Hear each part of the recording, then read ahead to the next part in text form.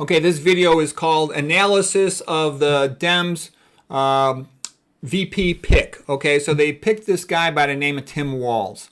Okay, why do I think this is funny and sad at the same time? It's been my impression for a long time that not all of them, but most of the Dem politicians are just puppets. They don't really do things individually. They take orders from the central Communist Party headquarters, and there's like worldwide communism trying to destroy all the traditionally Western Christian countries. Okay, and the Democrats are so confident that they're going to win elections that they would even run a demented old fool for a high office. Imagine that. Okay, who could that be? All right, and what I do think is funny is that the number one goal of the Communist Party, the Democrats, is the you-know-what side of white Christian men. That's their number one goal. This has been in writing for over 50 years. It's well known by anybody who studied the subject. And the reason is actually a sign of respect. They believe that the white Christian men are the only group of people that could possibly, remotely, prevent communism from taking over the entire world.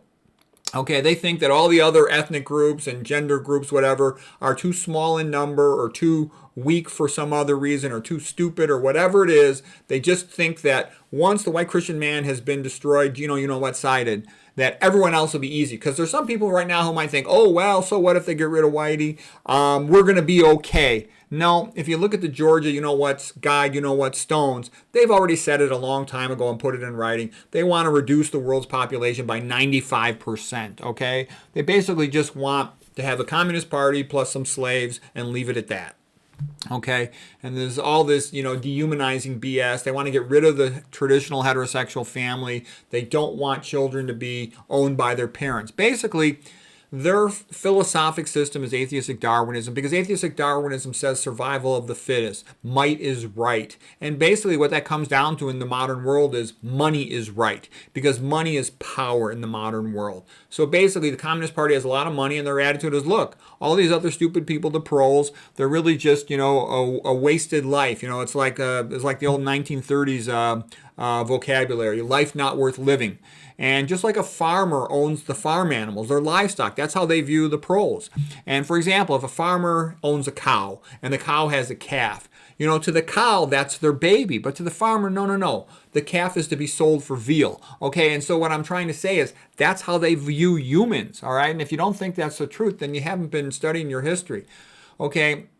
And so the reason, why do I think it's funny that they picked a white guy to be VP, to run for VP? Because, and my understanding of them is it's the perfect lie. So they pretend that they actually support white people. They're pretending, look over here, it says, oh, we're going to support small towns. Right. Their number one goal is the you-know-what side of these small towns. Are you kidding me? It's the exact opposite of what they intend to do. Just like when they say, tell everybody to say diversity is our strength. What they really mean by that is keeping the population divided is the strength of the Communist Party. It's just like Rome, when we used to have to control the local city-states in Rome.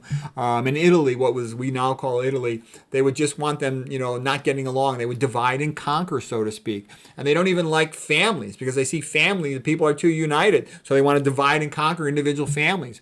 Once they push all this lesbian, gay, transgender stuff and try to give them all the benefits, there's not going to be a single benefit left for heterosexual marriage. Plus, they push feminism so much and all these other things and promiscuity at a young age to get rid of traditional marriage. And the amount of traditional marriage is going down like this. They've done tons of things to sterilize the native population and drop their birth rate and also tell the women the highest thing you could aspire to in life is another degree or a bigger job and to work more years rather than what women have traditionally wanted is to have a family. And you talk to any woman over 40, she'll tell her the greatest joy in her life is her, I've never heard one not say that, is her family rather than some career where they don't care about you and would fire you in 2 seconds. And, by the way, Minnesota, as far as what I've heard about it, has just gotten worse and worse and worse. There was all these problems with there and protests and all kinds of stuff, So I laugh. It's like they take a guy, what's his achievement?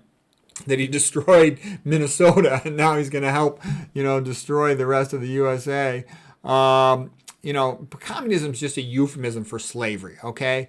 So anyways, on the one hand, it's a little bit funny. On the other hand, it's sad.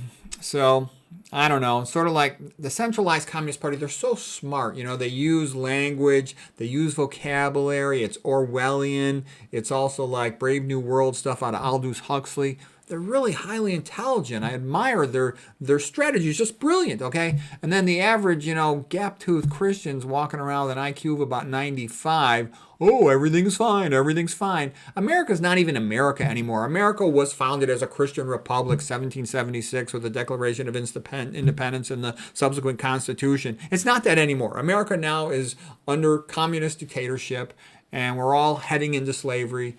And not that many people seem aware of it. But it's pretty obvious if you actually know anything about history. It's sad.